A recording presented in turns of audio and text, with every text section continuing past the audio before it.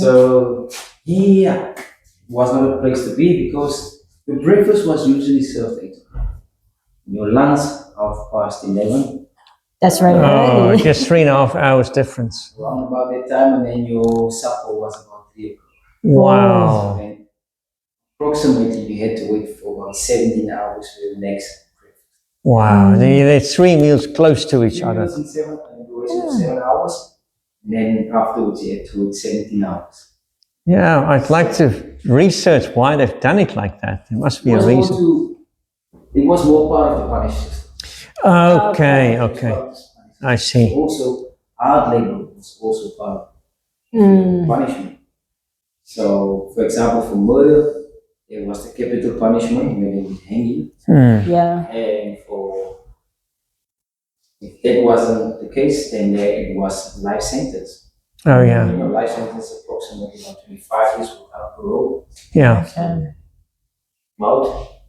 But the prison kitchen didn't look like this. This is more like your example of your grandpa or grandmother type of kitchen. Oh, yeah. So no electricity was needed. No electricity. Wow. And also, say about 95% of these items is handmade. This room was the previous exercise courtroom or exercise yard for the guys that was in prison. Okay, so this is quite small for exercise. So the family room is to bring honor to the people of Clanwilliam, like the older people of our town. For example, Tina's just the year was 104 when he passed away. Wow. So Margaret Berg and Reinhold, this gentleman there, they were the founders of the museum. So they came together and later on started the museum, and here we are still to this day. So this is the whole idea of this room, to bring honor to the people of our town. Like, for example, Sister White there was a medical nurse for more than 50 years. Oh, that's half a century, medical nurse. And when was the museum opened for the first time? 1987.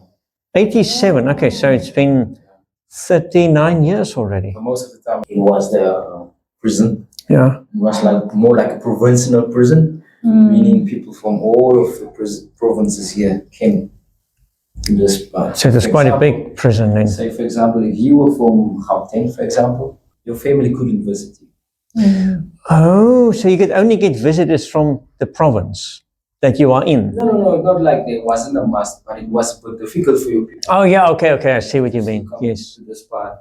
Yeah. So it was a horrible place. Yeah, of course, in those days they didn't have cars. Yeah. Let's go to the other room. So where I'm standing here, this was the border. So on this side was the prison cell for the ladies. So at my back was the toilet facility or shower facility. Okay. So what we have here now today, this is our wagon. So where we go back to the Voortrekker part, we go back to the part when it was difficult. Yes. So for example, if you take that wagon there, that's what we call in Afrikaans Kakebeenwa. Yeah, that one, Kakebeenwa. Oh. So we, like if you translate it, I'm not sure if it's correct in English, but it's your jaw wagon. What we mean by that is when you look at the brown part from the back to the front, it is shaped like an animal's lower jaw. Oh. Then you see that this is what we call it. But this is the thing. There's no suspension. Now with this one, this one we call the leaf wagon, or in Afrikaans Veerwa. Because when you look at this part here, you can see there's a leaf-shaped spring. So there's suspension. And then you have your two spiders, also with suspension. But the reason why we call it the spiders, because when you look at the roof, you have those bumpy fingers. The roof. Okay. Yeah. So we call it the spiders. And then you have your tools. So the bellows was needed to pump wind into the fire for different temperatures. Wow, look at the size of the bellows. Oh, yeah. And then you have your grinding stone to sharpen your tools very nice. And then you there, it's your bow machine to make holes wherever you might need it. Okay, well that's... This one here is your bending machine. So your bending machine was mostly needed to bend the iron. So this is roughly about 70% of your tools that you... Yeah, this is probably high tech in those days. No electricity. And that's remarkable. So this is what we call a 14-spoke back wheel. 14 spokes. So you can guess how many spokes are in there.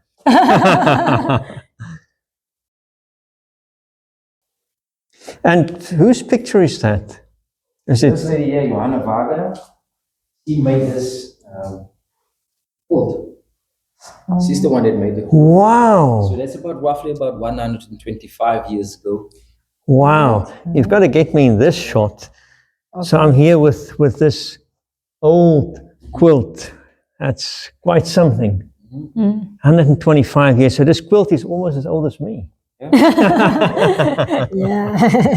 So here we have the Sue exhibition. So there's Sue company in Clanwilliam. It's called Strassberger, and it's the oldest one in Southern Africa. It's Wow. 192 years old. So not just South Africa, but Southern Africa. Southern Africa. Wow. So this is called Strassberger. So it's, when I say 192 years ago, it's 1834. 1834, so it's almost 200. Yeah. So it's called Strassberger. Strassberger is a usual German surname. So it's your pure leather hand tools. Good quality. So some of these tools are still in use to this day. So highwayman, whenever I do hiking trails in the Cedarberg Valley, we have 16 species of snakes. Whoa.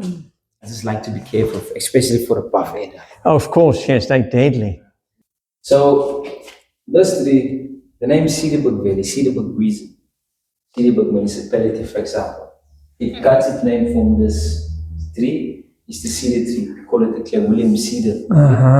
But the problem is we only have about roughly between 8,000 to 9,000 trees.